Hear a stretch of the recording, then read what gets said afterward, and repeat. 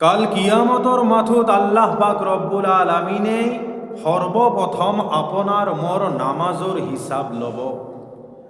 আমার আল্লাহর নবী সাল্লাল্লাহু আলাইহি ওয়াসাল্লামাই কয়, আউয়ালু মা ইউহাসাবু বিহিল আবদু ইয়াউমাল কিয়ামা।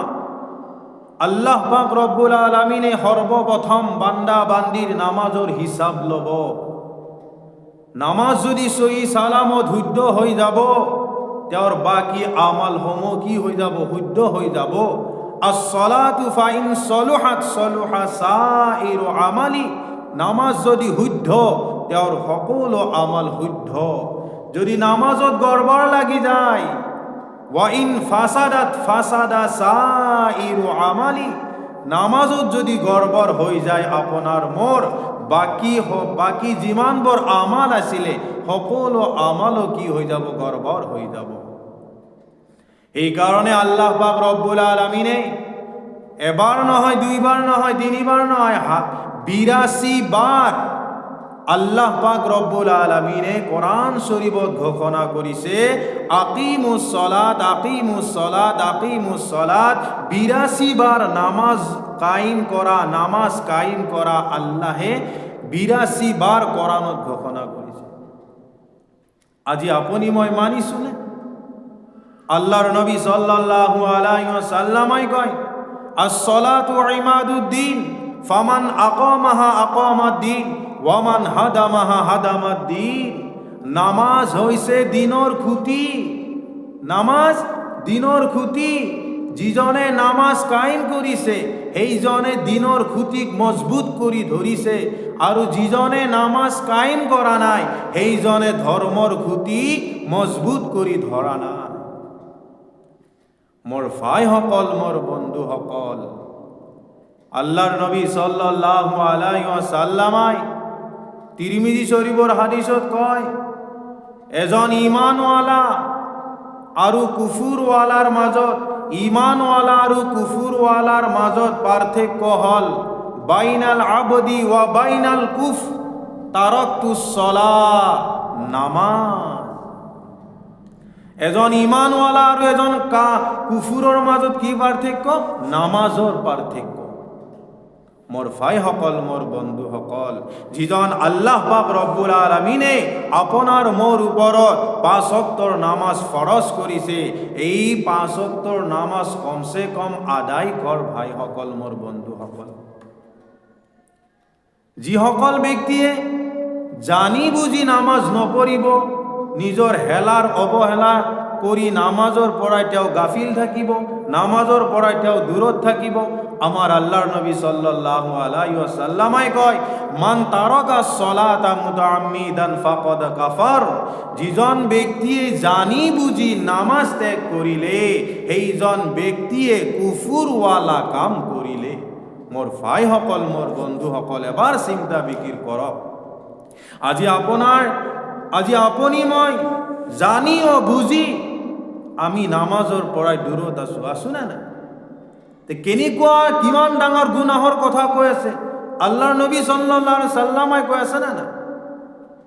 এজন সাহাবাই আল্লাহৰ নবী সাল্লাল্লাহু আলাইহি ওয়াসাল্লামৰ ওচৰত যাই ক'লে, ইয়া ৰাসূলুল্লাহ, ইয়া হাবিবাল্লাহ, মোৰ এটা উট আছে, মোৰ এই উটৰ পিঠিত মানুহৰ মাল বজাই দিওঁ, মানুহৰ ঘৰত এনেকে হাজিৰা কাম কৰোঁ। যেতিয়া গধূলি ঘৰত আহোঁ, ৰাতি যেতিয়া মই শুবলৈ যাওঁ বিচনাত, তেতিয়া মোৰ সেই উটটোৱে এনেকুৱা ভয়ানক আৱাজ দিয়ে, এবাৰ নহয়, দুইবাৰ নহয়, বহুত বাৰ এনেকে আৱাজ দিয়ে, যাৰ কাৰণে মোৰ টোপনি বাৰ বাৰ ভাঙি যায়। ইয়া ৰাসূলুল্লাহ, মই টোপনিৰ পৰাই বাৰ বাৰ হাৰি পাওঁ। ইয়াৰ কাৰণ কি? ইয়াৰ উদ্দেশ্য কি? আল্লাহৰ নবী সাল্লাল্লাহু আলাইহি ওয়াসাল্লামাই ক'লে, মোৰ সাহাবা, তোমাৰ যিটো উট, সেই উটটোক তুমি মোৰ ওচৰত লৈ আহা। সাহাবাজনে উটটোক আনিলে আল্লাহর নবীর সন্মুখত। আল্লাহর নবী সাল্লাল্লাহু আলাইহি ওয়াসাল্লামাই ক'লে, হে আল্লাহর মখলুকত উট, তোমাক আল্লাহে জবানটো খুলি দিব, তুমি কোৱাচোন, তোমাৰ মালিকে তোমাক ভালদৰে খোৱা লোৱা দিয়া নাই নেকি? তোমাৰ মালিকে তোমাক সময়ৰ মূৰত ছুটি দিয়া নাই নেকি? তোমাৰ মালিকে তোমাৰ পিঠিত যিমানখিনি মাল বজাই দিব লাগে তাতকৈ মাল বেছি বজাই দি আছে নেকি? লগেই লগে উত্তৰ জবানটো খুলি গ'ল।